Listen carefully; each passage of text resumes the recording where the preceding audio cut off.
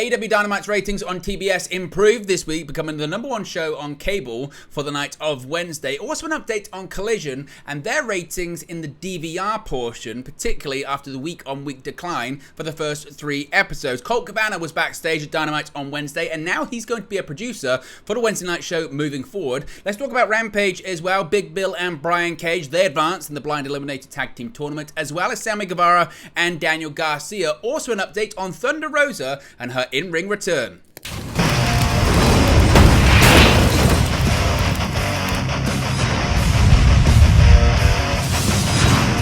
Hey guys, welcome back to Wrestling News 365. Hope everyone is doing very well. As always, there are plenty of news stories to get into in the world of All Elite Wrestling. Let's start off talking about AEW Dynamite and the ratings for this week's show on TBS. And AEW will be a little bit happier, still not at that million viewer mark that they haven't hit for quite some time now. But the viewership figure and demo rating for Wednesday's July 5th edition of AEW Dynamite on TBS has been revealed. Per Brandon Thurston of WrestleNomics, Dynamite drew 855,000 viewers, which is up from the June 28th edition that drew 809,000 viewers. In the key 18 to 49 demographic, Wednesday's episode scored a 0.29 rating. This is also up from the week prior that scored a 0.24 rating.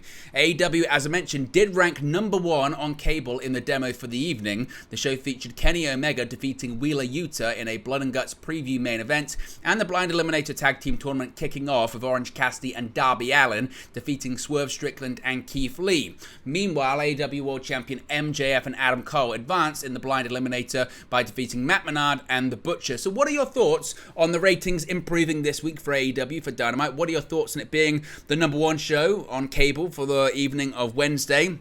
Is that a positive, or should AEW still be concerned that they're quite far off that 1 million viewer mark that just this time last year they were hitting with ease? Let me know your thoughts, as always, in the comment section below.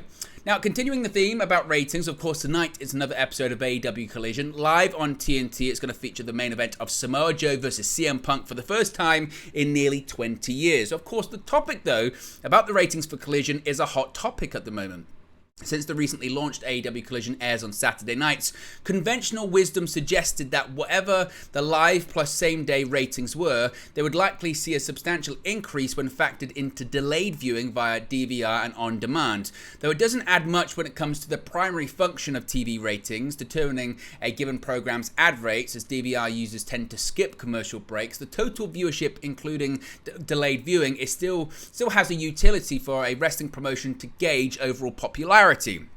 Case in point, the recent ratings decline for AEW Rampage isn't quite as stark if you consider that, per a Wrestling Observer Radio, its viewership increases by about 50%, adding delayed viewing, a stark contrast to the around 15 to 20% range that AEW Dynamite, WWE Monday Night Raw, and WWE Friday Night SmackDown hovers around. According to a report from Pro Wrestling Torch on Thursday, though, at least for its first 2 episodes, AEW Collision has seen a delayed viewing increase closer to Dynamite's range.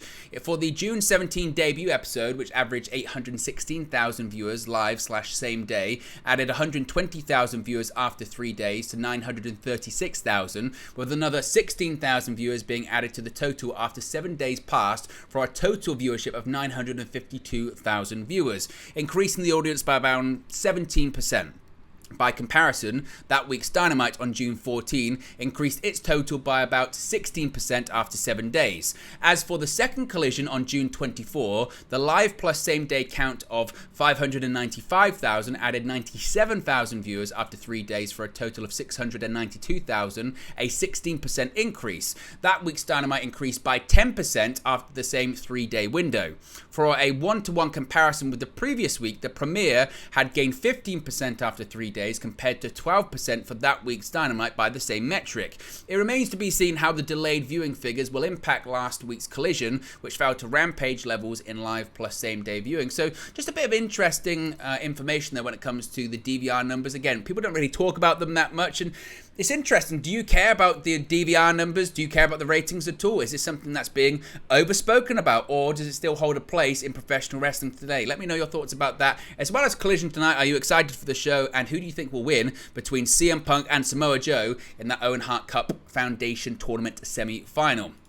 Let's talk about CM Punk. We're talking about COLT CABANA. Now, COLT CABANA was backstage at Dynamite on Wednesday, and all signs point to COLT CABANA working with AEW on a more permanent basis once again, although definitely not on Saturdays. It was reported Thursday that CABANA was backstage during Wednesday's Dynamite broadcast. Now, PW Insider Elite is reporting that not only is he now working Wednesdays, but he will be serving as a coach and a producer. Part of this is really nothing new, as back in May, CABANA made it clear that he was contracted to AEW both as a producer and as a wrestler. However, this does leave questions pertaining to CABANA's in-ring career. He last appeared for Ring of Honor in April, losing to Samoa Joe in a match for the Ring of Honor World Television Championship. Last November, 1 month after Brawl Out, CABANA challenged for the Ring of Honor World Championship and ultimately lost to Chris Jericho on Dynamite. However, Ring of Honor's weekly programming is currently being recorded alongside Collision, the current TV home of CM Punk. Certainly moving CABANA to Wednesdays exclusively points to the idea of AEW wanting to keep Punk and the Elite separate. After all, it was previously alleged that members of the Elite believe Punk asked to have CABANA removed from AEW, really beginning the issues that Punk and the Elite had along with Hangman Adam Page late last year. In any case, the Elite has yet to appear on Collision. Kenny Omega and Punk were kept separated backstage during the AEW and New Japan Forbidden Door pay-per-view, and now CABANA is only working Wednesdays. How long can AEW keep this up for? Let me know your thoughts about that. What are your thoughts on CABANA moving to Wednesdays, and is there still a situation and an issue that needs to be resolved by Tony Khan? Let me know your thoughts and opinions as always. Let's talk about Rampage. Last night, the Blind Eliminator Tag Team Tournament continues, and we've seen Big Bill and Brian Cage advance in it.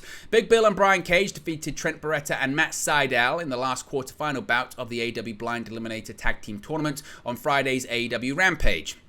With the victory, the two behemoths advanced to the semi-final round of the tournament, where they will face the team of AEW World Champion MJF and Adam Cole.